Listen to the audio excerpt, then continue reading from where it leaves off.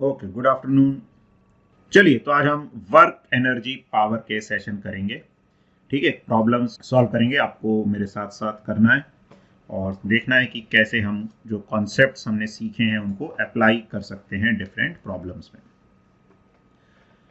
चलिए, तो हम शुरू करते हैं। तो ये पहला क्वेश्चन है, इसको ट्राई कीजिए। तो जल्दी से इसको सॉल्व करके आंसर बताइए, क्या आंसर आ रहा है आपका। तो क्या कह रहे हैं, ball whose kinetic energy is E is projected at an angle of 45 degree to the horizontal। तो बॉल को हमने 45 डिग्री पर प्रोजेक्ट किया, ठीक है, और ऐसे ये जा रही है।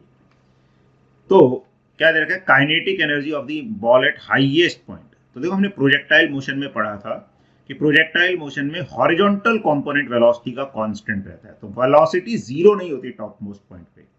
कई बच्चे यही मिस्टेक कर रहे हैं कि टॉप मोस्ट पॉइंट पर उन्होंने वेलोसिटी को जीरो कर दिया, तो जीरो नहीं होती, हॉरिजॉन्टल कंपोनेंट बचा रहता है। हॉरिजॉन्टल कंपोनेंट कितना है, u cos 45 degree, that is u by root 2। तो टॉप मोस्ट पॉइंट पर vertical component of velocity zero होता है, हॉरिजॉन्टल कंपोनेंट जीरो नहीं होता, तो u बाय रूट 2 ही होगा।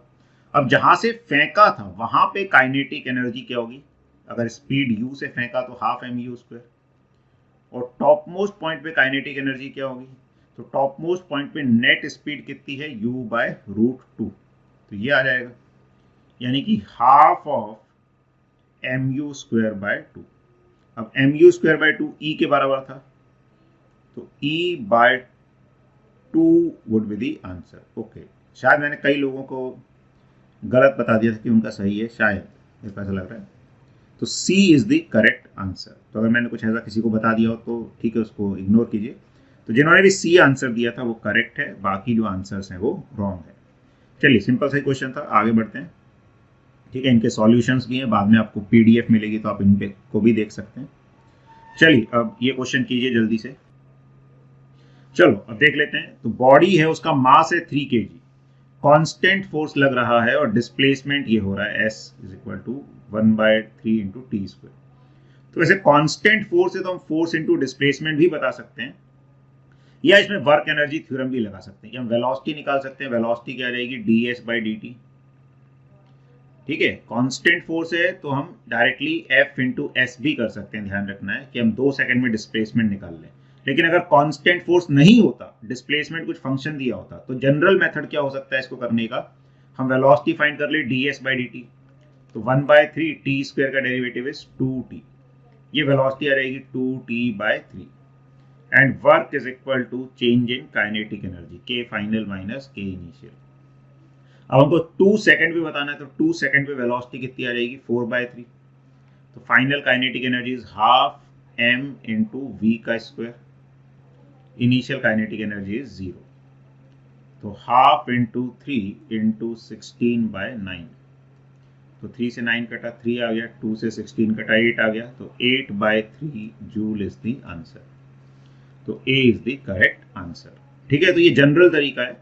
अगर इसमें डिस्प्लेसमेंट 1/5 टी की पावर 5 दिया होता, फोर्स कांस्टेंट नहीं भी दिया होता, तो भी हम इस तरीके से कर सकते थे। बाकी फोर्स कांस्टेंट है तो डायरेक्टली हम 2 सेकंड पे डिस्प्लेसमेंट निकाल लें, ठीक है, और उसको फोर्स से मल्टीप्लाई कर दें। लेकिन उसके लिए भी क्या करना पड़ेगा, फोर्स के लिए मास तो पता है, एसिलरेशन निकालना पड़ेगा, वो डबल डेरिवेटिव से। मतलब इसमें ऐसे भी किया जा सकता है कि वेलोसिटी जैसे हमने निकाली 2t/3 आई, फिर एसिलरेशन निकाल ले dv/dt, वो आ गया 2/3। तो कांस्टेंट फोर्स है तो फोर्स क्या हो गया, मास इंटू एसिलरेशन, तो work of force into displacement भी कर सकते थे। तो फोर्स कितना हो गया, मास इंटू एसिलरेशन, 3 से 3 कट जाएगा तो फोर्स आ गया 2, डिस्प्लेसमेंट इज t²/3। अब इसमें टाइम सब्सटीट्यूट कर दें, ठीक है, लेकिन ये तभी लगेगा जब फोर्स कांस्टेंट है। बाकी जनरल मेथड ये जो हमने पहले बताया था इससे कर सकते हैं। चलिए, अगला क्वेश्चन कीजिए। चलो, तो अब देख लें क्या करना है। तो स्प्रिंग ऑफ फोर्स कांस्टेंट, तो के दे रखा है हमको, ठीक है, एक्सटेंशन है 5 सेंटीमीटर का, work done in extended from 5 to 15। किसका वर्क पूछा है यहाँ पे, एक्सटर्नल एजेंट का। तो basically work done by external agent, उसको किसके अगेंस्ट वर्क करना पड़ेगा? स्प्रिंग के अगेंस्ट। तो work done by external agent जो होगा वो क्या हो जाएगा? Negative of work done bye spring force. ठीक है, इसको डायरेक्टली ऐसे भी याद रख सकते हैं, जैसे हमने देखा था कि कंजर्वेटिव फोर्स का वर्क क्या होता है? U initial minus U final. तो कंजर्वेटिव फोर्स के अगेंस्ट जो वर्क होता है, जैसे ये minus of U initial minus U final आ जाएगा, तो against conservative force work is U final minus U initial. तो यू फाइनल क्या हो जाएगा? हाफ के एक्स फाइनल का स्क्वायर। तो एक्स फाइनल कितना हो गया? 15 सेंटीमीटर। अच्छा, यूनिट कन्वर्ट करना है, ऐसा नहीं कि मैंने अभी नहीं किया तो तुम करो ही ना, अभी मैं इसलिए सेंटीमीटर यूनिट भी लिख दी जिससे कि हमें ध्यान रहे कन्वर्जन करना है। अब मैं कॉमन चीजें कॉमन लेता हूँ, हाफ कॉमन आ गया, के दोनों में कॉमन आ गया, के इज 800। अच्छा, 5 सेंटीमीटर दोनों में से कॉमन ले सकते हैं, तो 5 सेंटीमीटर का स्क्वायर करेंगे तो 5 का स्क्वायर आ गया 25 सेंटीमीटर होता है 1/100, उसका स्क्वायर करेंगे तो 1/10,000 आ जाएगा। अब ब्रैकेट में क्या बचा? 5 सेंटीमीटर कॉमन लिया तो बचा 3, यहाँ पे सिर्फ सेंटीमीटर नहीं, सिर्फ 3 का स्क्वायर कितना आ गया? 9 माइनस यहाँ पे क्या बचा? 1 का स्क्वायर 1 ही आ जाएगा। ठीक है, तो ये 2 0 काट दो, 25 से 100 काटोगे 4 आएगा, 4 से 8 काटोगे 2 आएगा, 2 से 2 काटोगे ये कट गया, 9 माइनस 1 बचा 8, तो 8 जूल इज द आंसर। तो करेक्ट आंसर इज बी।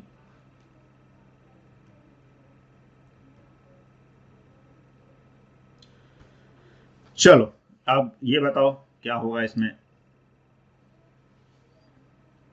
चलिए अब देख लेते हैं। तो vehicle of mass m is moving on a rough horizontal road with momentum p. If the coefficient of friction between the tires and the road is mu, then the stopping distance is. अब इसको हम work energy से भी कर सकते हैं, सीधे भी कर सकते हैं न्यूटन्स लॉ से। वर्क एनर्जी से कैसे करेंगे? कि इस पे सिर्फ एक फ्रिक्शन का ही वर्क हो रहा है और तो कोई फोर्स वर्क करेगा नहीं, तो work done by friction is equal to change in kinetic energy. और जब हम ब्रेक्स अप्लाई करते हैं, कार रुकती है तो कौन सा फ्रिक्शन लगता है? Kinetic friction. तो जैसे बॉडी आगे जा रही है, काइनेटिक फ्रिक्शन पीछे लगेगा, कितना लगेगा? Mu M G. और डिस्प्लेसमेंट तो वेलोसिटी की डायरेक्शन में होगा, तो वर्क कैसा हो जाएगा? नेगेटिव। तो minus mu M G into S, ये वर्क डन हो गया। फाइनल काइनेटिक एनर्जी 0, क्योंकि बॉडी रुक गई, स्टॉपिंग डिस्टेंस की ही बात कर रहे हैं, मतलब बॉडी स्टॉप हो गई। Minus half M V square, या उसको मोमेंटम की टर्म में हम टी स्क्वायर बाय 2m लिख सकते हैं इनिशियल काइनेटिक एनर्जी को। तो यहां से स्टॉपिंग डिस्टेंस निकालनी थी, माइनस से माइनस कट जाएगा, तो stopping distance would be P square by 2 mu M square G. तो correct answer would be D. D वाला ऑप्शन करेक्ट आ जाएगा। डायमेंशन से भी कर सकते हैं इसको, गुड, लेकिन डायमेंशन से भी मेरे ख्याल से थोड़ा टाइम लग सकता है अगर हम क्विकली चीज़ों को रिलेट नहीं कर पाए। अगर डायमेंशन मतलब p की डायमेंशन का स्क्वायर करके म्यू एम स्क्वायर जी की डायमेंशन, तो थोड़ा सा टाइम लग सकता है, लेकिन अगर कर पा रहे हैं आप फास्ट तो डायमेंशनल एनालिसिस भी अच्छा मेथड हो सकता है। चलो ये क्वेश्चन कीजिए अब। चलो इसको भी समझते हैं। तो क्या कह रहे हैं? Linear momentum of a system of particles is 0, kinetic energy of a system of particle is 0। तो ये भी एक बढ़िया क्वेश्चन है। एक्चुअली क्या होता है, सिस्टम ऑफ पार्टिकल्स की बात कर रहे हैं, तो ये जो हमने रिलेशन देखे थे पी स्क्वायर बाय 2m वगैरह, वो सिंगल पार्टिकल के लिए होते हैं। फॉर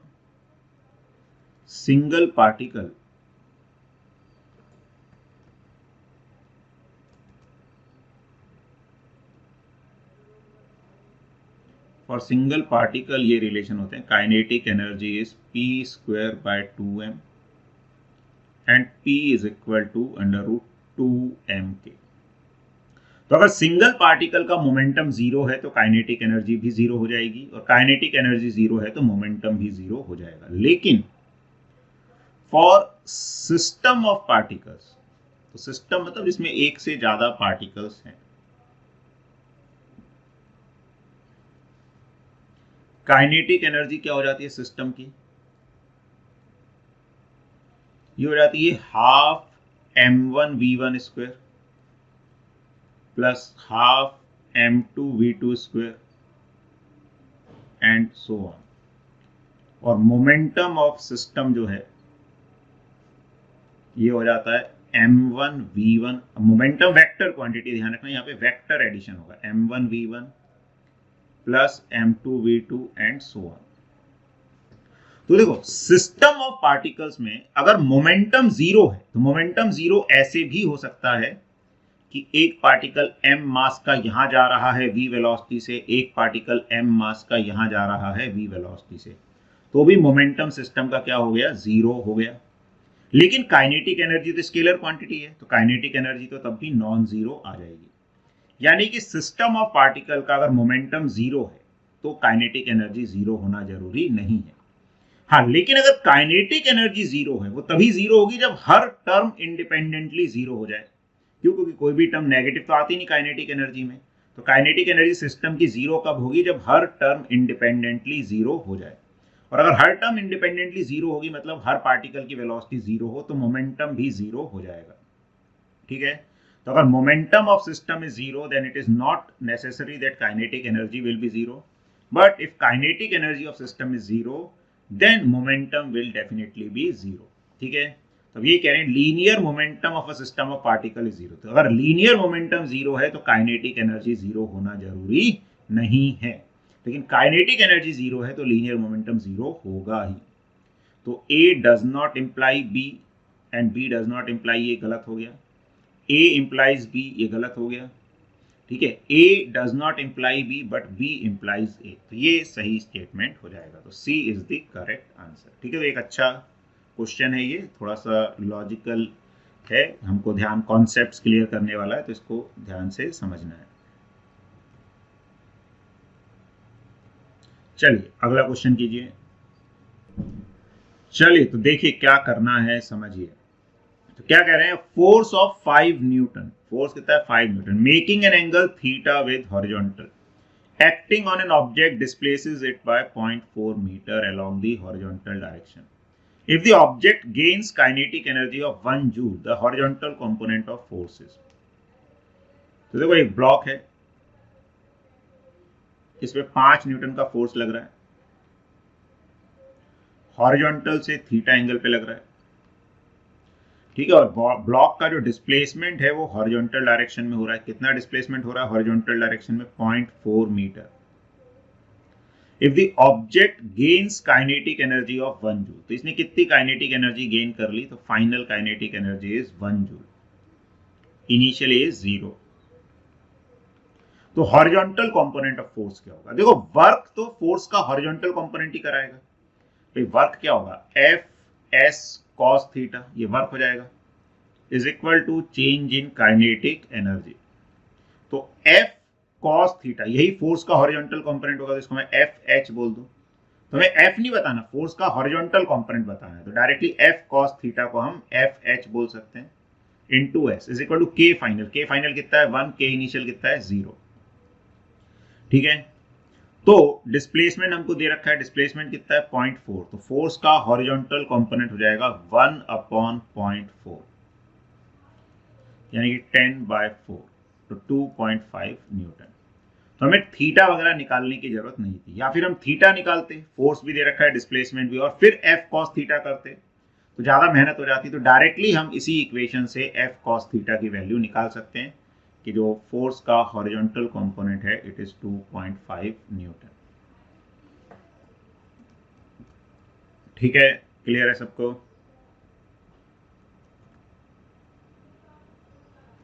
चलिए ये क्वेश्चन कीजिए। A body is moved along a straight line by a machine delivering constant power। तो पावर जो है ये कांस्टेंट है। पावर क्या होती है, फोर्स इनटू वेलोसिटी, तो force into velocity is constant. तो distance move by the body in T second, distance क्या होगा टी सेकंड, किसके प्रोपोर्शनल होगा। अब फोर्स क्या होता है, मास इनटू एक्सीलरेशन, और एक्सीलरेशन को मैं डीवी बाई डी लिख सकता हूं, M DV by D into V is constant. अच्छा, मास भी कांस्टेंट है, यानी कि मैं V DV proportional to D बोल सकता हूँ। कांस्टेंट को हम प्रोपोर्शनलिटी साइन में ला सकते हैं। अब मैं दोनों तरफ अगर इंटीग्रेशन करता हूँ तो v का इंटीग्रेशन आएगा v²/2 प्रोपोर्शनल टू t आ जाएगा। अब प्रोपोर्शनलिटी में कांस्टेंट चीजों का कोई मतलब नहीं होता, तो v जो है प्रोपोर्शनल टू t की पावर 1/2 बोल सकते हैं, ठीक है ना। टू कांस्टेंट के मतलब जो प्रोपोर्शनल के कांस्टेंट इसमें एडजस्ट हो जाएगा। अब v क्या होता है, ds/dt, this is proportional to t raise to the power 1/2, तो ds is proportional to t raise to the power 1/2 dt। तो इसका इंटीग्रेशन कर देंगे तो s इज प्रोपोर्शनल टू, अब इंटीग्रेशन में t की पावर 1/2 प्लस 1 आएगा, नीचे भी आएगा वैसे 1/2 प्लस 1, लेकिन वो कांस्टेंट आएगा तो प्रोपोर्शनैलिटी में उसका भी कोई यूज नहीं है, तो s प्रोपोर्शनल टू t की पावर 3/2 आ जाएगा। तो b is the correct answer, ठीक है। और देखो जब भी ऐसे क्वेश्चन दिए होते हैं तो पावर हमेशा अपने को इंस्टेंटेनियस पावर मान के चलनी होती है, जब भी कुछ स्पेसिफाई नहीं किया। अगर एवरेज पावर बोला है तो हम एवरेज पावर की बात करेंगे जो कि वर्क अपॉन टाइम होती है। If nothing is specified then हमको क्या मान के चलना है, उसको इंस्टेंटेनियस पावर मानकर चलना है।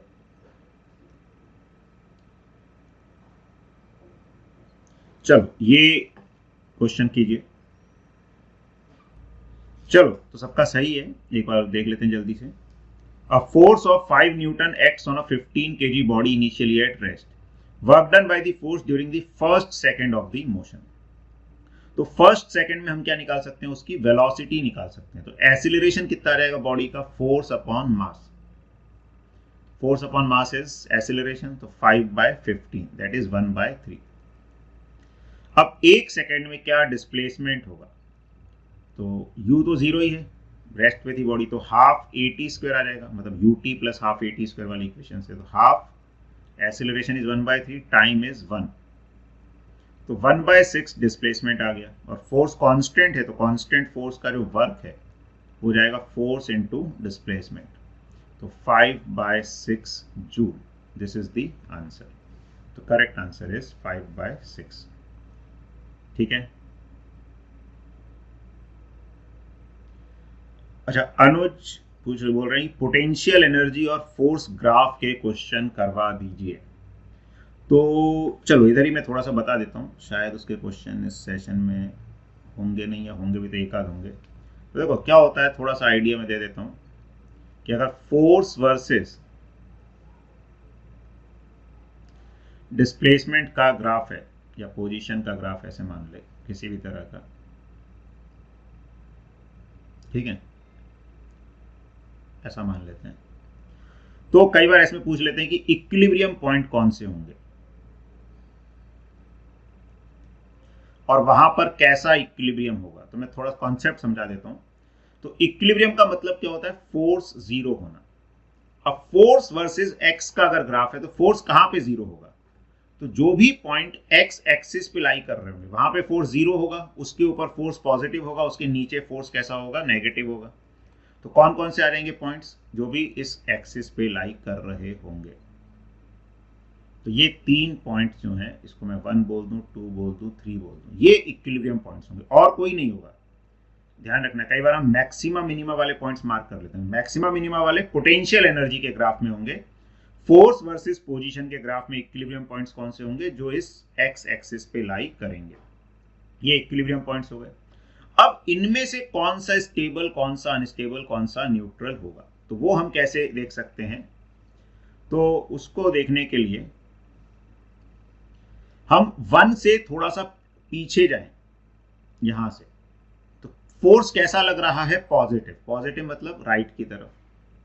थोड़ा सा आगे जाएं तो फोर्स कैसा लग रहा है, नेगेटिव, नेगेटिव मतलब पीछे की तरफ। यानी ये फोर्स पार्टिकल को वापस उसी पोजीशन की तरफ लाना चाहता है। और अगर फोर्स वापस से इक्विलिब्रियम पोजीशन की तरफ लाना चाहता है तो वो किसको रिप्रेजेंट करता है, स्टेबल इक्विलिब्रियम को। तो ये स्टेबल हो जाएगा। सेकंड वाले पॉइंट पे इक्विलिब्रियम है, इसे थोड़ा सा आगे ले गए तो फोर्स कैसा है, पॉजिटिव। कैसे पता चला, फोर्स का ग्राफ से देखो तो पॉजिटिव वाले पार्ट में आ रहा है ग्राफ। थोड़ा सा पीछे ले गए तो फोर्स कैसा है, नेगेटिव। तो फोर्स सेकंड वाले पॉइंट से दूर ले जाना चाहता है, इसलिए ये कैसा हो गया, अनस्टेबल। और थर्ड वाले पॉइंट के थोड़ा सा पहले भी जाओगे तो फोर्स जीरो है, थोड़ा सा आगे भी जाओगे फोर्स जीरो है, तो ये कैसा हो जाएगा, न्यूट्रल हो जाएगा। तो ऐसे हम फोर्स पोजीशन के ग्राफ से स्टेबल, अनस्टेबल, न्यूट्रल, इक्विलिब्रियम जो है ये बता सकते हैं, फाइंड कर सकते हैं। ठीक है, तो ये क्लियर हुआ। तो आगे जहाँ पे जगह मिलेगी वहाँ पे मैं पोटेंशियल एनर्जी का ग्राफ भी बता दूंगा। चलो यहीं मिल गई जगह, मैं यहाँ बता देता हूँ। तो पोटेंशियल एनर्जी का ग्राफ यहाँ देख लेते हैं हम। तो अगर पोटेंशियल एनर्जी वर्सेस पोजीशन का ग्राफ है, ठीक है। अब इसमें भी इक्विलिब्रियम का मतलब क्या है? इक्विलिब्रियम का मतलब तो हर जगह वही है, फोर्स जीरो होना। लेकिन पोटेंशियल एनर्जी और फोर्स में क्या रिलेशन है? Force is minus D you by D R, या एक्स का फंक्शन है तो डी एक्स, ये जीरो होना है। अगर जीरो है तो माइनस से भी कोई फर्क नहीं पड़ता, यानी कि इंपॉर्टेंट है D you by D x क्या हो जाए? जीरो हो जाए।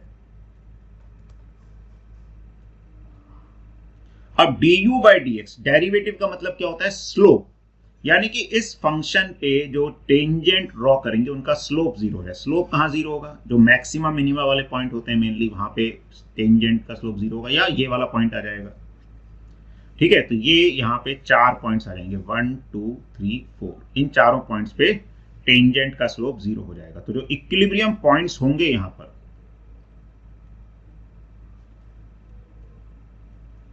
वो कौन कौन से हो जाएंगे? 1 2 3 4। और कोई भी दिया हो इसमें, ऐसे यहाँ कोई पॉइंट दे दिया, यहाँ दे दिया, ये सब अब नहीं होंगे। सिर्फ जहां पे D you by D x zero होगा, टेंजेंट कैसी आ जाएगी? हॉरिजॉन्टल, सॉरी 3 के बाद 4। ठीक है। अब इसमें से कौन सा स्टेबल होगा, कौन सा अनस्टेबल होगा, वो हमें देखना है। तो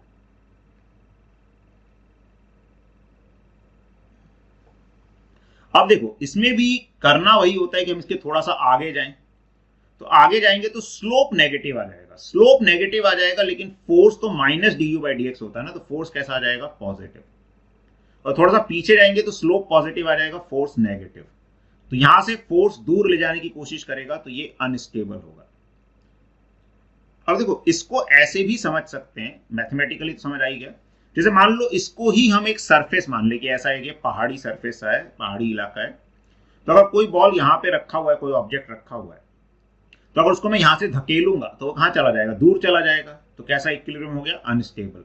कोई यहां पे रखा हुआ है ऑब्जेक्ट ऐसे एक खाई में, अब इक्विलिब्रियम पे इसको थोड़ा ऊपर चढ़ाएंगे तो कहां जाएगा? नीचे। फिर इधर ले जाएंगे तो कहां जाएगा? नीचे। तो ये क्या हो जाएगा? स्टेबल। ये वाला फिर से अनस्टेबल, ये वाला न्यूट्रल। तो ऐसे भी याद रखा जा सकता है। बाकी मैथमेटिकली तो वो फोर्स से ही आएगा कि फोर्स क्या होगा। ठीक है, तो 1 अनस्टेबल हो जाएगा, 2 क्या हो जाएगा? स्टेबल, 3 क्या हो जाएगा? अनस्टेबल, और 4 क्या हो जाएगा? न्यूट्रल। तो ऐसे फोर्स वर्सेस पोजीशन या पोटेंशियल एनर्जी वर्सेस पोजीशन के ग्राफ से हम बता सकते हैं इक्विलिब्रियम के बारे में। ठीक है, तो ये कॉन्सेप्ट है, हमें पता होना चाहिए। अब अगर क्वेश्चंस आएंगे आगे तो उसको देखेंगे, नहीं तो आप कभी भी कोई बुक सॉल्व करोगे तो आसानी से आप क्वेश्चंस कर पाओगे। ओके, ये क्वेश्चन कीजिए। चलो तो अब देख लेते हैं। तो particle moves in a straight line with retardation proportional to its displacement. तो रिटार्डेशन जो है वो डिस्प्लेसमेंट के प्रोपोर्शनल है।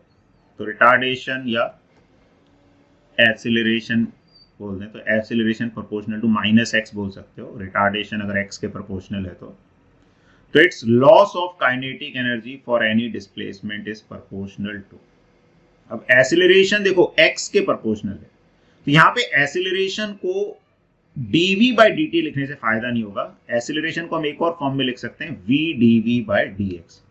तो अगर हम ये लिखते हैं तो हमें फायदा होगा यहाँ पर, क्योंकि v और x दो वेरिएबल आ जाएंगे तो हम आसानी से इंटीग्रेट कर पाएंगे।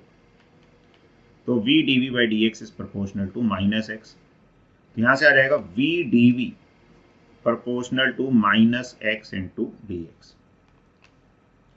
इसको इंटीग्रेट कर देंगे तो यह रहेगा v square by 2 proportional to minus X square by 2। ठीक है, अब लॉस या इसमें काइनेटिक एनर्जी की लॉस की बात करें, इसमें लिमिट्स भी लगा दें, v इनिशियल से v फाइनल। और डिस्प्लेसमेंट की बात करें तो डिस्प्लेसमेंट इनिशियली तो 0 होगा, ये x हो जाएगा। तो इसमें लिमिट्स आ जाएंगी v इनिशियल से v फाइनल, और ये x ही आ जाएगा, 0 पे 0 आ जाएगा। तो v final square by 2 minus v initial square by 2 is proportional to minus X square by 2। 2 चाहे तो कैंसिल कर दो या मत करो, क्योंकि अपने को काइनेटिक एनर्जी चाहिए। अच्छा, loss in kinetic energy, loss का मतलब क्या होता है? लॉस का मतलब होता है इनिशियल माइनस फाइनल, गेन का मतलब होता है फाइनल माइनस इनिशियल। तो क्या हो जाएगा? हाफ एम वी इनिशियल का square minus half M V final का स्क्वायर। तो ये किसके प्रोपोर्शनल आ जाएगा? तो m और मल्टीप्लाई कर दो माइनस, अब ये क्या है? हाफ एम, इसका उल्टा लिखा, v इनिशियल स्क्वायर बाय 2 पहले आ रहा है, मतलब माइनस पॉजिटिव में कन्वर्ट हो जाएगा। तो m by 2 into X square, m by 2 तो कांस्टेंट है, तो प्रोपोर्शनल टू एक्स स्क्वायर आ जाएगा। तो करेक्ट आंसर वुड बी ए।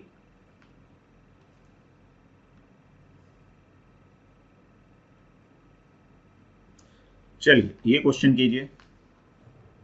चलो एक बार देख लो, इसमें ज्यादा लोग मिस्टेक कर रहे हैं, सही कम है।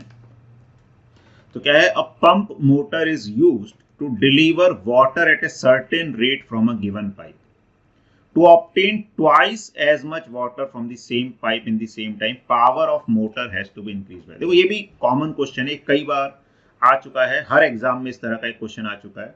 तो इसमें गड़बड़ हो जाती है थोड़ी सी। वैसे याद भी रख सकते हो कि जब किसी पाइप से किसी रेट से, मतलब v वेलोसिटी से पानी निकल रहा है, तो यहाँ पे क्या हो रहा है? मास एक्चुअली बदलता जा रहा है हर इंस्टेंट पे, ठीक है? तो कांस्टेंट रेट से पानी निकल रहा है। तो यहाँ पे जो पावर है, मतलब फोर्स जो है, वो किसके प्रोपोर्शनल आ जाता है? v स्क्वायर के।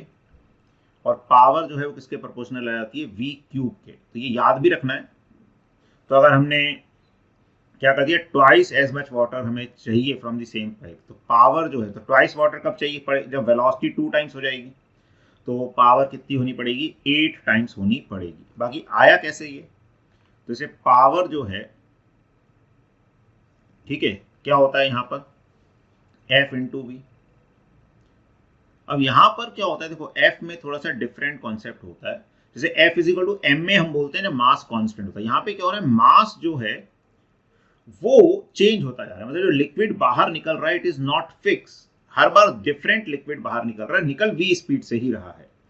तो यहाँ पे जो फोर्स है, इसको हम क्या लिख सकते हैं? मास बदल रहा है यहाँ पे, dm by dt into V, मतलब एसिलरेशन नहीं हो रहा है एक तरीके से, v फिक्स है लेकिन हर बार डिफरेंट मास निकल रहा है। तो जैसे हमने क्या देखा था न्यूटन्स लॉ में कि फोर्स क्या होता है? d by dt of mv होता है।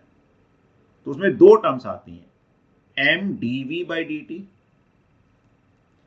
Plus dm by dt into V. अब यहाँ पे, वहां पे जनरली मास कांस्टेंट रहता है तो सेकंड टर्म जीरो हो जाती है, यहाँ पे वेलोसिटी फिक्स है, फिक्स स्पीड से निकल रहा है, तो ये टर्म जीरो हो गई, dm by dt into V ये आ जाता है। अब dm मास क्या होता है? Density into volume. तो मास को हम लिख सकते हैं, डेंसिटी को मैं रो बोल दूं, into volume by dt into V. तो डेंसिटी तो कांस्टेंट रहेगी। अब ये आ गया dv by dt into V. dv by dt होता है rate of flow. Rate of flow किसके बराबर होता है? Area into velocity.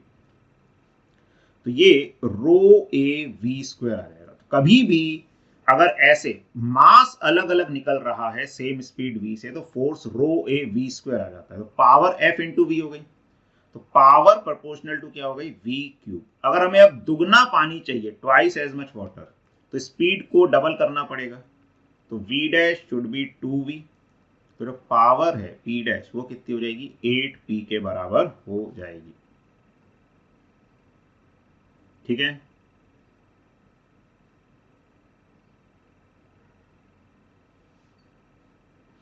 ठीक है, क्लियर है?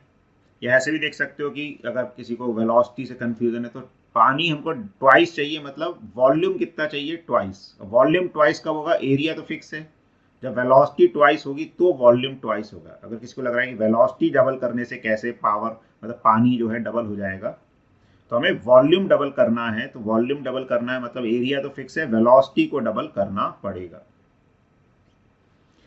ठीक है, तो इसमें एक और बार बता देता हूं मैं, कुछ स्टूडेंट्स कह रहे हैं, तो देखो इंपॉर्टेंट क्या है यहाँ पर, ऐसे क्वेश्चंस कई बार आ जाते हैं कि एक पाइप में से पानी निकल रहा है, पानी की स्पीड फिक्स है लेकिन पानी हर बार जो निकलेगा वो बदल रहा है, मतलब मास जो है वो बदल रहा है।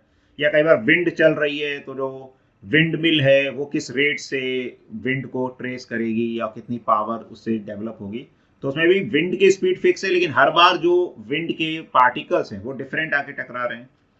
तो उसमें जो फोर्स है उसमें क्या हो रहा है, मास बदल रहा है। तो फोर्स जो होता है ये rate of change of momentum होता है बाय डेफिनेशन। तो जनरली क्या होता है, इसमें दो टर्म्स आती हैं, M D V by D T plus D M by D T into V. अब अगर मास कांस्टेंट होता है तो D M by D T वाली टर्म जीरो हो जाती है, और D V by D T acceleration है तो फोर्स क्या हो जाता है, मास इंटू एसेलरेशन। लेकिन यहां पर वेलोसिटी तो फिक्स है, पानी से जो मतलब पानी निकल रहा है कांस्टेंट वेलोसिटी से निकल रहा है, लेकिन मास बदल रहा है, क्योंकि जो पानी निकल गया वही तो वापस नहीं निकलेगा। तो जब पानी निकल गया उसके बाद दूसरा पानी निकलेगा, उसके बाद फिर नया पानी निकलेगा। तो मास डिफरेंट निकल रहा है, वेलोसिटी फिक्स है, तो फोर्स क्या हो जाएगा, dm by D T into we.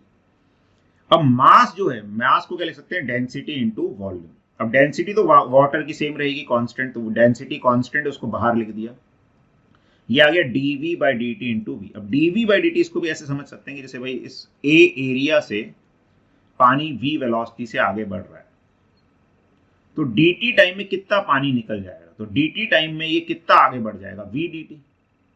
और जितना इस वॉल्यूम में पानी है वो पानी बाहर निकलेगा, तो इसका वॉल्यूम क्या हो जाएगा, तो एरिया, सिलेंडर ऐसा बन जाएगा, सिलेंडर का वॉल्यूम एरिया इंटू लेंथ। तो लेंथ किसके बराबर है, v dt। तो ये dv हो जाएगा। अगर कोई v वेलोसिटी से फिक्स एरिया से लिक्विड निकल रहा है तो कितना वॉल्यूम dt टाइम में निकलेगा, av इंटू dt। तो जो dv बाई dt है ये किसके बराबर होता है, एरिया इंटू वेलोसिटी। ये फ्लूइड में भी पढ़ते हैं हम लोग, इसी से इक्वेशन ऑफ कंटिन्यूटी आती है, आगे पढ़ेंगे भी। तो ये dv बाई dt को हमने क्या लिख दिया, एरिया इंटू वेलोसिटी। ठीक है, तो अब जो फोर्स है वो रो ए वी स्क्वायर हो गया। तो फोर्स वी स्क्वायर के प्रोपोर्शनल है, पावर एफ इंटू वी होती है, तो power is proportional to V cube. तो अगर वेलोसिटी को हमें दुगना करना है तो पावर को कितना करना पड़ेगा, 8 गुना करना पड़ेगा। तो अब इसको एक बार समझिए, या दोबारा जब आपको स्लाइड मिलेंगी तो और देखना, नहीं तो याद भी रखना है ये कि अगर ऐसा कोई केस है जहां पर मास क्या हो रहा है, निकल रहा है कहीं से कुछ कांस्टेंट वेलोसिटी से, तो पार्टिकल्स बदलते जा रहे हैं लेकिन वेलोसिटी फिक्स है, तो ये कॉन्सेप्ट यूज होते हैं। चलिए ये क्वेश्चन कीजिए। अब चलिए एक बार देख लीजिए।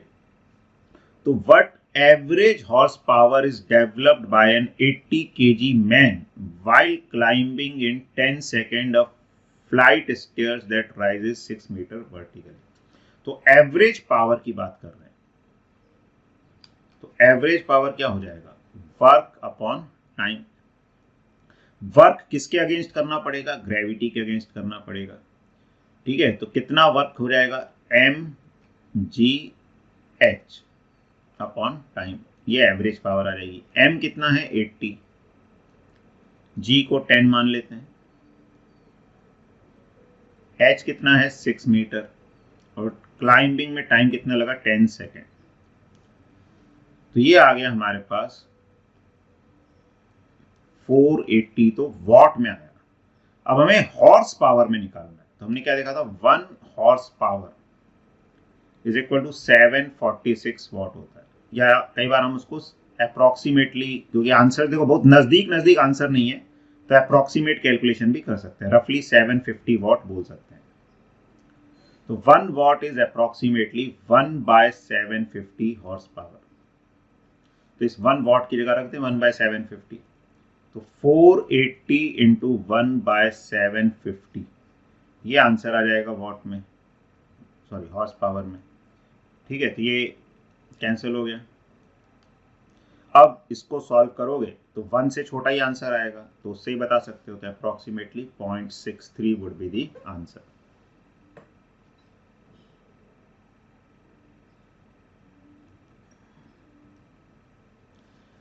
चलो ये क्वेश्चन करो, चलो एक बार देख लो।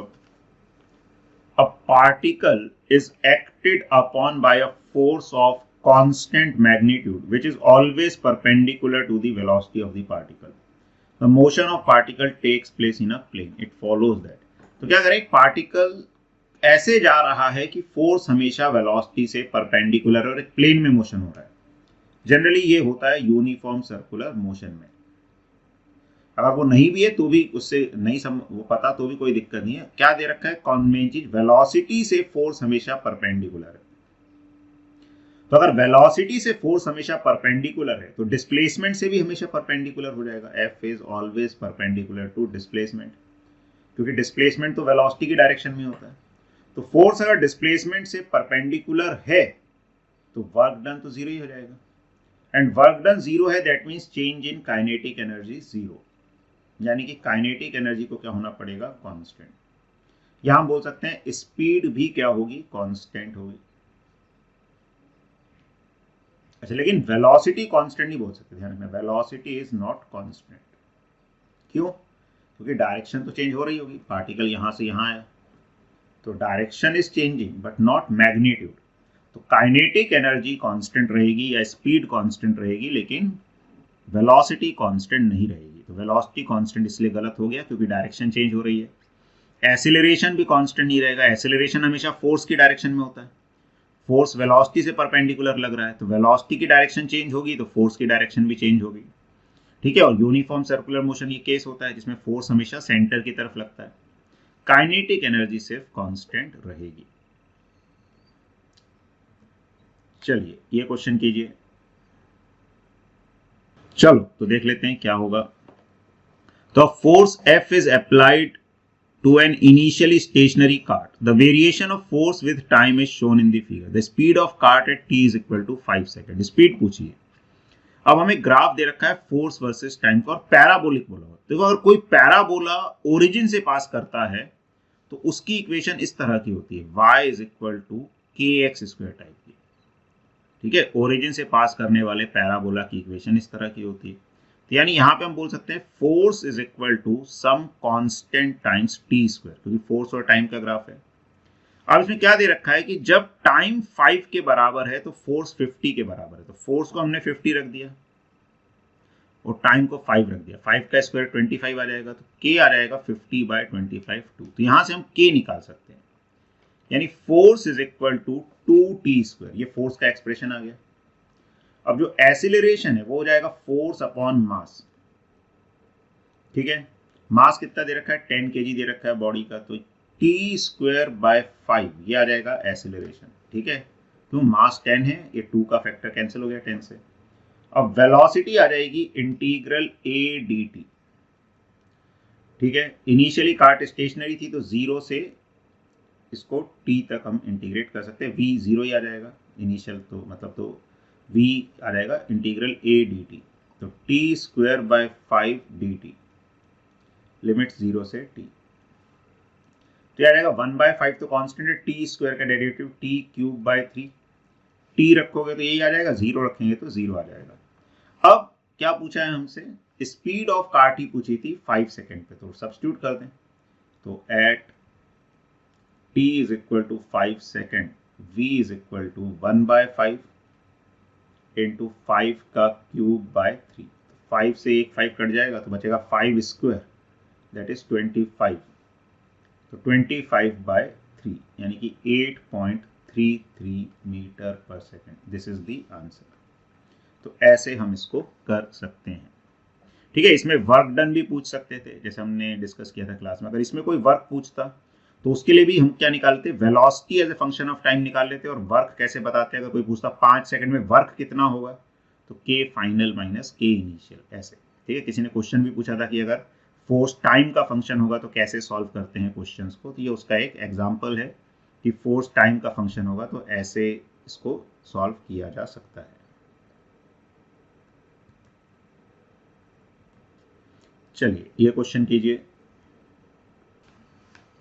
चलो तो बहुत फास्ट आंसर्स आ रहे हैं, अब मैं बता ही देता हूं। तो देखो, a uniform chain of length 2 meter is kept on a table such that a length of 60 centimeter hangs freely from the edge of the table। ठीक है, तो एक टेबल है, यूनिफॉर्म चेन है, लेंथ 2 मीटर की, 60 सेंटीमीटर हैंग कर रही है टेबल से। The total mass of the chain is 4 kg. What is the work done pulling the entire chain on the table? तो चेन की लेंथ है 2 मीटर। तो देखो ऐसे क्वेश्चंस भी थोड़े कॉमन टाइप के हैं, थोड़ा अच्छे से आना चाहिए हमको। तो टोटल लेंथ है 2 मीटर, जिसमें से क्या हो रहा है 60 सेंटीमीटर हैंग कर रही है, ठीक है, और 140 सेंटीमीटर टेबल के ऊपर है। टोटल मास चेन का 4 kg है, तो मास यूनिफॉर्मली डिवाइडेड होगा। तो 2 मीटर या 200 सेंटीमीटर में कितना मास है 4 kg। तो 1 सेंटीमीटर में कितना मास आ जाएगा 4/200 kg। तो 60 सेंटीमीटर में कितना मास होगा, तो 60 सेंटीमीटर में कितना मास होगा, तो 4/200 इंटू 60, एक जीरो कैंसिल कर दो, 4 से 20 काटोगे आ जाएगा 5, तो 1.2 kg ये मास होगा इस 60 सेंटीमीटर। अब कितना वर्क करना पड़ेगा इस पार्ट को भी टेबल पे खींच कर ले जाने के लिए। अच्छा, अब इसमें एक चीज का ध्यान रखना है, थोड़ा सा सेंटर ऑफ मास का कॉन्सेप्ट लगेगा। अब ये तो क्रैश कोर्स है तो हम ये मान के चलेंगे कि बेसिक तो थोड़ा बहुत क्लियर हो गई। तो इतने पार्ट को ऊपर ले जाना, इतना तो पहले से ही ऊपर था, ये जो टेबल के ऊपर था ये तो पहले से था, ये जो हैंगिंग पार्ट है इसको टेबल पे ले जाना है। तो हमें वर्क किसके अगेंस्ट करना पड़ेगा, ग्रेविटी के अगेंस्ट। तो ग्रेविटी के वर्क के लिए ऐसे केस में हम सारे मास को उसके सेंटर ऑफ मास पे मान सकते हैं। तो जो इसका सेंटर ऑफ मास है इसके मिड पॉइंट पे होगा, यानी कि टेबल से कितने नीचे होगा, ये 30 सेंटीमीटर नीचे होगा। तो इफेक्टिवली हमें फॉर्मूला क्या लगाना है, हमें ग्रेविटी के अगेंस्ट वर्क करना पड़ेगा। कितना वर्क करना पड़ेगा, mgh, लेकिन उसमें h को 60 नहीं लेना, h को 30 लेना, और मास किसका लेना है, सिर्फ हैंगिंग पार्ट का, क्योंकि उसी को ऊपर ले जाने में वर्क करना पड़ेगा। तो मास हो गया 1.2, g हो गया 10, और h कितना हो गया 30 सेंटीमीटर, यानी कि 30/100, ठीक है। तो कितना आ जाएगा ये 3.6 joule. This would be the answer. चलिए आगे बढ़ते हैं, ठीक है, एक बार देख लीजिए, अच्छा क्वेश्चन है।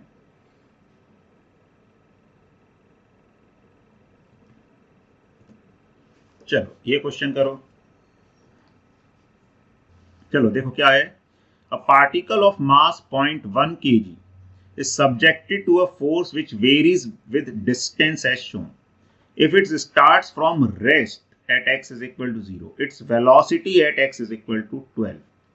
तो हमने क्या देखा था, फोर्स डिस्प्लेसमेंट ग्राफ का एरिया क्या दे देता है हमें, वर्क, और वर्क को हम क्या लिख सकते हैं, चेंज इन काइनेटिक एनर्जी, ठीक है। तो एरिया निकाल दें। अब ट्रेपीजियम का एरिया क्या होता है, half sum of parallel sides. तो ये बेस कितना हो गया इसका 12, ये कितना हो गया 8 - 4 4, तो हाफ ये आ गया 12 + 4 sum of parallel sides into height कितनी हो गई 10 is equal to K final. K final क्या हो जाएगा, तो वही हमें बताना है फाइनल वेलोसिटी। तो हाफ एम कितना हो गया 0.1 है, उसको मैं 1/10 लिख देता हूँ, इंटू वी का स्क्वायर। और इनिशियली बॉडी किस पे थी, रेस्ट पे, तो के इनिशियल इज 0। तो ये हाफ का फैक्टर कैंसिल ही हो जाएगा यहाँ से। 12 + 4 is 16 into 10 is 160 is equal to v²/10। तो v² इज इक्वल टू 1600 आ जाएगा। तो यहाँ से v जो है ये कितना आ जाएगा, √1600, यानी कि 40 मीटर पर second. This is the correct answer. तो डी जो है करेक्ट आंसर होगा, ठीक है। तो ये भी एक अच्छा क्वेश्चन है, कैसे हम ग्राफ का एरिया यूज करके वर्क निकाल सकते हैं। चलिए ये क्वेश्चन कीजिए, सिंपल सा क्वेश्चन है, फोर्स दे रखा है, डिस्प्लेसमेंट दे रखा है, हमें वर्क फाइंड करना है। तो बेसिकली डॉट प्रोडक्ट की बस समझ होनी चाहिए इसको करने के लिए। चलिए तो ये सिंपल सा क्वेश्चन है, सब लोगों का सही है ऑलमोस्ट। तो work is force into displacement. तो डॉट प्रोडक्ट में आई वाली टर्म आपस में मल्टीप्लाई हो जाती है, तो 5 × 2 10 आ जाएगा।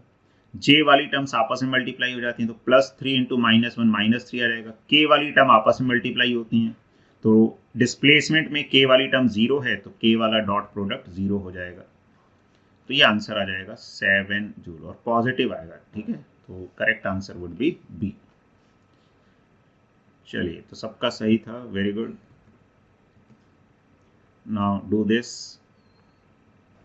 चलो तो इसको भी एक बार देख लेते हैं।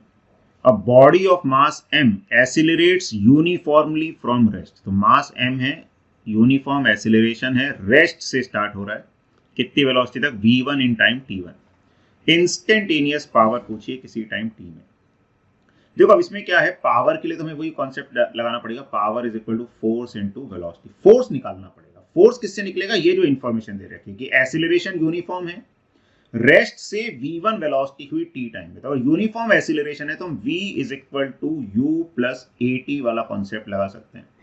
तो कितनी वेलोसिटी हो गई, v1 इनिशियली कितनी थी 0, एक्सीलरेशन कितना है वो पता नहीं, टाइम कितना है t1, तो एक्सीलरेशन आ गया v1 बाय t1। अब power is force into velocity, force क्या हो जाएगा, mass into acceleration into velocity. अब ये वेलोसिटी भी किस पे बात कर रहे हैं, टी टाइम पे, ध्यान रखना। देखो ये गिवन डेटा है, दिस इज गिवन डेटा। अब किसी भी टाइम टी पर वेलोसिटी क्या होगी, at time t velocity is u plus a t. फिर से यही फॉर्मूला लगेगा, तो u तो 0 हो गया, a कितना आया v1 by t1 into t, तो v को ये सब्स्टिट्यूट करना पड़ेगा, तो मास यहां पे आ गया, acceleration is v1 by t1, velocity is v1 by t1 into t, तो m v1 square by t1 square into t। ठीक है, तो करेक्ट आंसर आ जाएगा बी। हाँ, बाकी इसमें भी हम देखें तो सारे ऑप्शंस डायमेंशनली अलग अलग हैं, तो हम डायमेंशनल एनालिसिस का भी यूज कर सकते हैं। ठीक है, तो सारे ऑप्शंस इसमें अलग अलग हैं, तो हम चाहें तो डायमेंशनल एनालिसिस से भी आंसर निकाल सकते हैं कि फोर्स इनटू वेलोसिटी की डायमेंशन होती है, वर्क अपॉन टाइम की डायमेंशन होती है, तो उस तरह से भी हम इसको कर सकते हैं। चलिए ये क्वेश्चन कीजिए कि if momentum is increased by 20% then kinetic energy increases by, अगर मोमेंटम को 20% इंक्रीज करेंगे तो काइनेटिक एनर्जी में कितना परसेंट इंक्रीज आएगा। चलिए तो एक बार देख लेते हैं। तो momentum is increase by 20% then kinetic energy increase by, देखो एक तो होता है इसको हम पूरा सॉल्व करके देखें, या सिंपल से हमें देखो चीजें समझनी है, परसेंटेज का क्या मतलब होता है। तो पहली बात तो काइनेटिक एनर्जी मोमेंटम पे किस तरह से डिपेंड करती है, p स्क्वायर बाय 2m होती है, यानी kinetic energy is proportional to p square. अब देखो मोमेंटम 20% बढ़ा दिया, इसका मतलब क्या हो गया, फाइनल मोमेंटम। वैसे अगर मैथमेटिकली बात करें तो 20% बढ़ाने का मतलब क्या हो गया, 1 plus 20 by 100 into initial momentum को p मान ले, तो ये हो गया विच इज 1.2 p। और ये डायरेक्टली हमें समझ आना चाहिए, 20% का मतलब क्या है, 100 की अगर हम बात करें तो 100 में 20 बढ़ा दिया, यानी 100 का 120 हो गया। तो अगर 100 का 120 हो गया तो एक का कितना हो गया, तो एक के लिए 100 से डिवाइड कर दिया तो 1.2 हो गया। तो ये मतलब होता है 1, मतलब 20% बढ़ाने का था, क्वांटिटी को 1 से 1.2 हमने कर दिया। अब काइनेटिक एनर्जी p स्क्वायर के प्रोपोर्शनल होती है, तो k फाइनल जो है वो क्या हो जाएगा, प्रोपोर्शनल टू p फाइनल का स्क्वायर हो जाएगा, और p फाइनल 1.2 p है, यानी 1.2 का स्क्वायर आ जाएगा, तो 1.2 का स्क्वायर कितना आ जाएगा, 1.44 p स्क्वायर। तो फाइनल काइनेटिक एनर्जी जो है it is 1.44 times initial kinetic energy. अब इसका मतलब भी देखें तो 100 में 100 में 44 बढ़ा दिया, मतलब इसको 100 से मल्टीप्लाई करें, ठीक है, 1 में 0.44 बढ़ा, लेकिन 100 में कितना बढ़ा, 44। तो 100 में जितना बढ़ा वही परसेंटेज चेंज होता है, तो कितना हो गया, 44%। अगर किसी को ऐसे सोचने में दिक्कत है तो परसेंटेज चेंज क्या हो जाएगा, डेफिनेशन क्या होती है कि final minus initial upon initial into 100। तो फाइनल काइनेटिक एनर्जी कितनी हो गई, 1.44 के, इनिशियल कितनी हो गई, k अपॉन k इंटू 100, ऐसे भी कर सकते हैं। तो 1.44 के माइनस k इज 0.44 के, k से k कट जाएगा, तो दिस इज 44%। तो 44% will be the answer.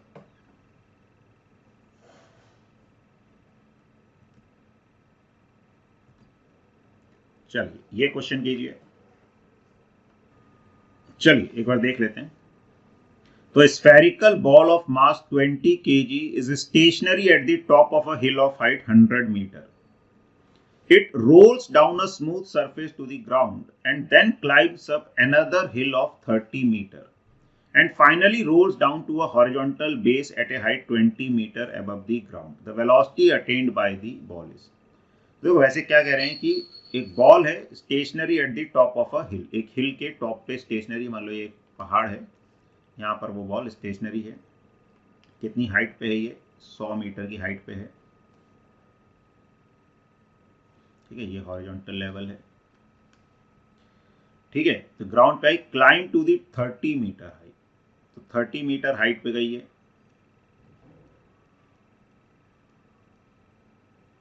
And finally rolls down to a horizontal base at a height 20 metre above the ground. तो एक बेस पे आई जो भी ग्राउंड से 20 मीटर ऊपर ही है, यहां पर ये रेस्ट पे आई। तो velocity attend by the ball, इसमें कुछ दे नहीं रखा, तो हम ये मान सकते हैं कि एनर्जी कंजर्व रहेगी। अब इसमें देखो अलग अलग पार्ट में जाने की जरूरत नहीं है, डायरेक्टली हम इनिशियल और फाइनल लेवल पे एनर्जी कंजर्व करा सकते हैं। तो इसमें हम ये कॉन्सेप्ट लगा सकते हैं मैकेनिकल एनर्जी कंजर्वेशन, कि अगर कोई एनर्जी का लॉस नहीं हो रहा तो mechanical energy U initial plus K initial किसके बराबर होगा, U final plus K final. तो U इनिशियल कितना हो जाएगा, या इसको ऐसे भी बोल सकते हैं U initial minus U final, loss in potential energy is equal to gain in kinetic energy. तो loss in potential energy vertical displacement पे डिपेंड करेगा। तो बॉल वर्टिकली टोटल कितना नीचे आई, 80 मीटर, 100 मीटर नहीं आई, तो mg इंटू 80, ये लॉस इन पोटेंशियल एनर्जी हो जाएगा। Gain in kinetic energy half mv square, और इनिशियली तो जीरो ही थी, तो माइनस जीरो, m से m कट गया, तो v square is equal to, ये आ जाएगा 1600, ओके, तो v आएगा 40। चलिए, तो मेरे जो शीट है उसमें आंसर गलत दिया हुआ है, इसलिए मैंने जिन्होंने C बताया था उनको गलत बता दिया था शायद, तो आंसर 40 आएगा, ठीक है।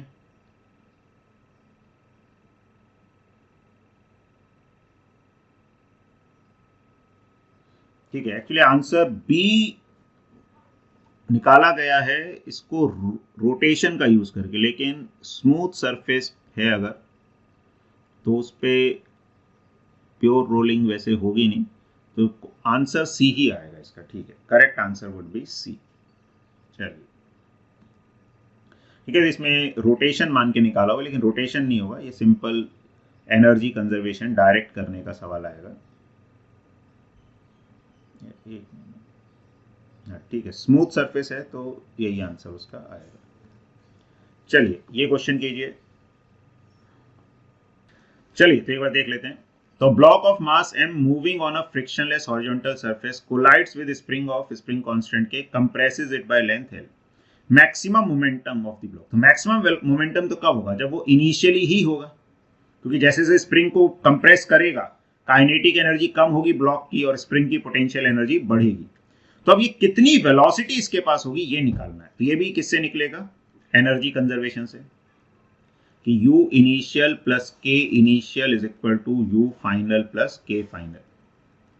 तो इनिशियली तो स्प्रिंग अपनी नेचुरल लेंथ में है, तो उसकी पोटेंशियल एनर्जी क्या हो गई, जीरो। स्प्रिंग की पोटेंशियल एनर्जी किसकी होगी, स्प्रिंग की। काइनेटिक एनर्जी ब्लॉक की कितनी हो गई, हाफ mv स्क्वायर। फाइनली मान लो स्प्रिंग में कंप्रेशन L दे ही रखा है, तो मैक्सिमम कंप्रेशन पे ब्लॉक की वेलोसिटी क्या हो जाएगी, जीरो। तो पोटेंशियल एनर्जी तो क्या होगी, हाफ के एल स्क्वायर, और काइनेटिक एनर्जी इज जीरो, तो हाफ भी कैंसिल हो जाएगा यहाँ से। तो जो वेलोसिटी आएगी ये आ जाएगी अंडर रूट के बाय एम इंटू एल के बराबर। तो मोमेंटम पूछा है, तो जो मैक्सिमम मोमेंटम है वो शुरू में ही होगा, मास इंटू वेलोसिटी, तो m इंटू अंडर रूट के बाय एम इंटू एल। इस m को अंदर ले जाएंगे रूट के, तो m स्क्वायर बनेगा, एक m से m कट जाएगा, तो under root m k into l. तो ये आंसर आ जाएगा, तो C would be the correct answer, ठीक है। चलिए, एक लास्ट क्वेश्चन करते हैं आज का। तो ये क्वेश्चन कीजिए, बताइए क्या आंसर आ रहा है। तो चलिए, इसमें क्या करेंगे एक बार देख लीजिए। तो particle is released from height h, at certain height it's kinetic energy is 2 times it's potential energy. ठीक है, तो एक पार्टिकल को h हाइट से हमने रिलीज किया, तो ये मान लो पार्टिकल यहां था h हाइट पर। अब देखो ऐसे अगर बिना एयर रेजिस्टेंस के मोशन होता है तो इसमें भी एनर्जी कंजर्व रहती है। अब क्या करें, किसी हाइट पर, मान लो कोई भी हाइट है, स्मॉल एच मान लेते हैं, यहां पर क्या करें, kinetic energy is twice the potential energy. तो kinetic energy is 2 times potential energy है। तो हाइट एंड स्पीड क्या होगी इस इंस्टेंट पे। अच्छा, किसी भी हाइट h पर पोटेंशियल एनर्जी तो क्या हो जाएगी mgh, यानी यहां पर इसी हाइट पर हम बात करें तो पोटेंशियल एनर्जी तो हो गई mgh, और काइनेटिक एनर्जी कितनी हो गई 2mgh, क्योंकि डबल है। अच्छा, टोटल एनर्जी तो कंजर्व रहेगी। अगर यहां से इसको रिलीज किया था, मतलब यहां पे काइनेटिक एनर्जी 0 थी, इसको k डैश बोल दूं मैं, और पोटेंशियल एनर्जी किसके बराबर थी, mg इंटू कैपिटल H, और टोटल मैकेनिकल एनर्जी कंजर्व रहेगी। यानी कि इन दोनों का सम भी इन दोनों के सम के बराबर आना चाहिए, जो यहाँ का मैक्सिमम एनर्जी। तो इन दोनों का सम कितना आ जाएगा, यहाँ पे स्मॉल h हमको लेना चाहिए, ये mg इंटू स्मॉल h। तो क्या आएगा, जो स्मॉल h हाइट पे सम कितना आ जाएगा काइनेटिक एंड पोटेंशियल का, 3mgh। ये किसके बराबर आएगा, mg into capital H। mg से mg कट गया, तो small h is equal to h by 3। तो एक तो ये चीज आ गई। तो ए और सी तो वैसे ही रिजेक्ट हो गए, बचे बी और डी। अब इसमें स्पीड क्या होगी, तो काइनेटिक एनर्जी किसके बराबर है, 2mgh के बराबर, और h किसके बराबर है, h बाय 3। काइनेटिक एनर्जी क्या होती है, half mv square is equal to 2 by 3 mgh। तो m से m कट गया, तो v square is equal to 4 by 3 gh आ गया। तो v is equal to 2 under root gh by 3। इस तरह से ये स्पीड आ जाएगी। तो correct option would be B. B सही आंसर इसका आएगा। ठीक है, तो आज इतने ही क्वेश्चंस हम लोग करते हैं।